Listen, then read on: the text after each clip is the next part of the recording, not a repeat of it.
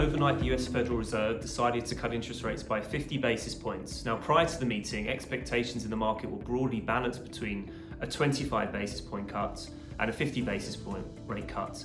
But the Fed has effectively endorsed the view that they're now pivoting to fully being focused on making sure that the labour market doesn't loosen unnecessarily, and they're less concerned in the near term with inflation dynamics.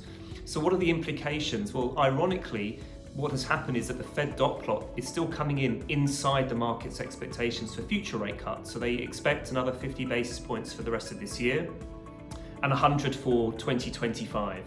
At the moment, the market expects a further 75 this year and 125 of next year.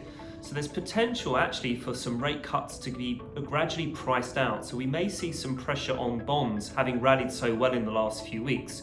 You could see bond yields rise a little bit in the short term.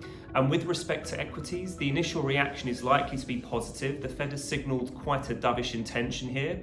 And equities, having seen a volatile month so far, could see in the near term some buying flows coming in.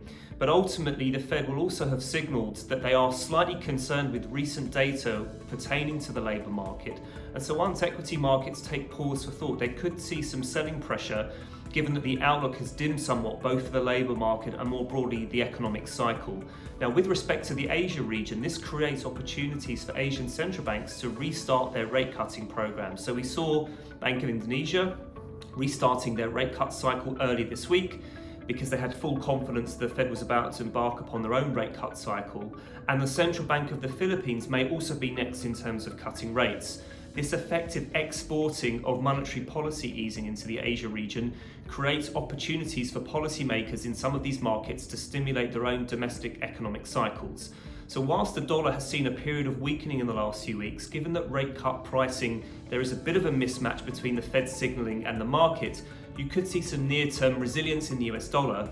But as central banks in the region continue to enable themselves to cut rates and to support their growth cycles, capital flows may also start to come back into the region, which should see a bit of a modest appreciation for Asian currencies and therefore a resumed period of softening of the US dollar as risk appetite broadly increases.